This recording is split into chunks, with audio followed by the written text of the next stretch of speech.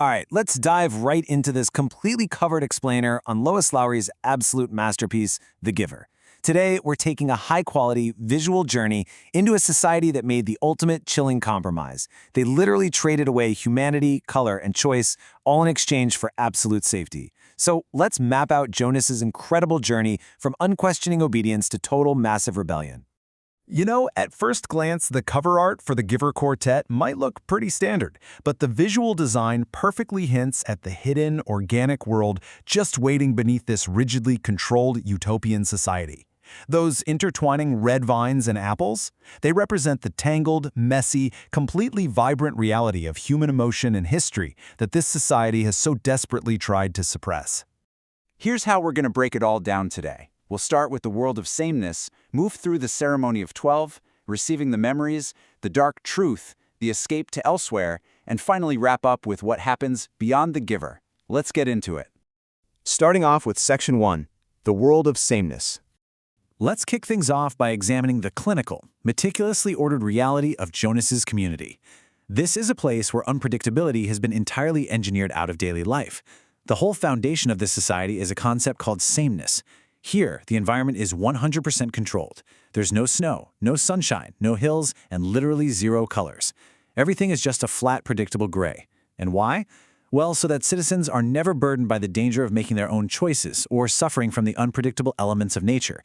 It's basically the ultimate pursuit of safety, but entirely at the cost of freedom. And this control, it goes incredibly deep. Every single aspect of human life is regimented. Citizens have to adhere to absolute precision of language, meaning you can't say you're starving if you're really just hungry.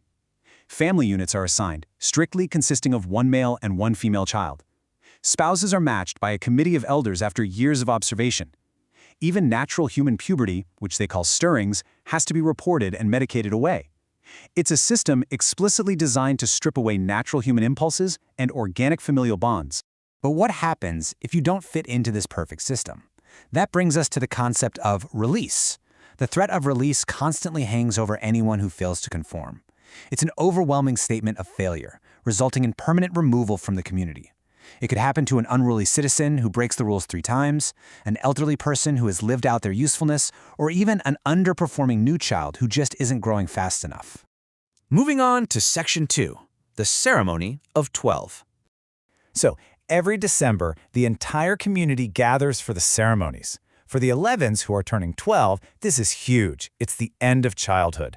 The children wait in strict numerical order. The chief elder takes the stage, acknowledges the carefully observed differences of each child, and then hands down their lifelong assignments. One kid might become a doctor, another a caretaker of the old, or, like Jonas's dad, a nurturer. The crazy thing is, they don't choose their jobs. Their futures are dictated entirely by what the elders observe. But during Jonas's ceremony, something completely unthinkable happens. The chief elder skips his number, just skips it. The crowd is stunned into total silence. But it isn't a mistake. The chief elder announces, Jonas has not been assigned. Jonas has been selected to be our next receiver of memory. In a shocking break from protocol, Jonas is given the absolute most honored, solitary, and mysterious role in the entire community. Which brings us to Section 3, receiving the memories. Jonas begins his training with an old man who just calls himself the Giver.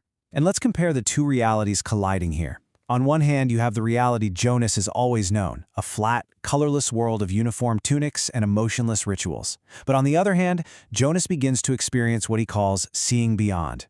He notices the startling flash of a red apple tossing in the air. He sees the vibrant red hue of his friend Fiona's hair. Jonas is actually beginning to see color, which is a concept that was eradicated by sameness generations ago. The training kicks off with these beautiful revelations.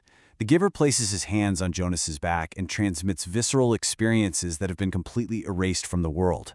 Jonas experiences the exhilarating rush of a snowy sled ride. He feels the clear, cold air, the speed, the breathless glee. He's suddenly flooded with magical, wonderful sensations, sunshine, rainbows, the feeling of a horse nudging his shoulder. It's mind-blowing for him. But this role demands bearing the burden of all human history. The community needs a receiver to hold all the pain of the past, so the everyday citizens never have to feel it. Jonas is suddenly forced to endure agonizing, horrific memories.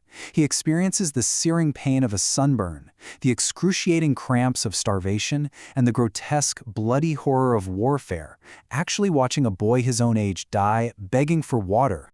Amidst all the pain and the joy, the training builds up to the most profound revelation of all. The giver transmits his personal favorite memory, a room filled with warmth, grandparents, and a family celebrating a holiday together. Jonas feels this overwhelming, completely foreign concept, and when he asks what this powerful feeling is, the giver replies with a single word: love.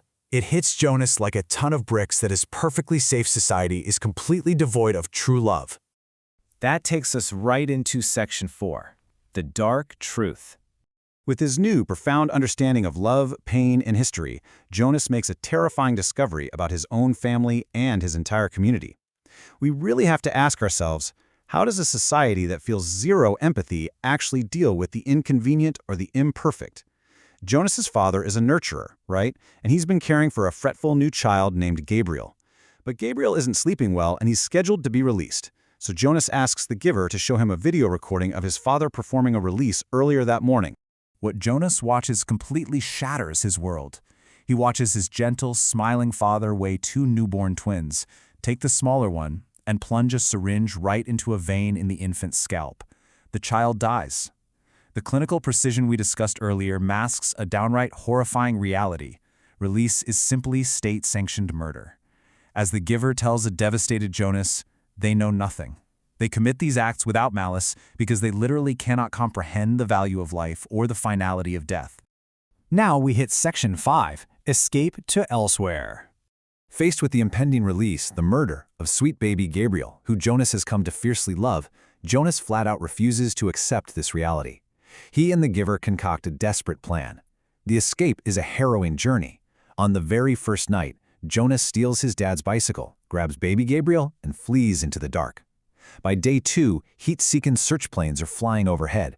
As the weeks pass, the landscape finally changes. Flat, ordered roads give way to bumpy terrain, real birds, and rain. But with this freedom comes the harsh reality of starvation and eventually freezing, relentless snow.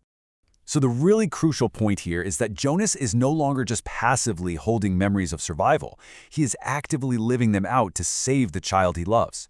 When the heat-seeking planes fly over, he transmits memories of freezing cold to Gabriel so their body heat won't be detected.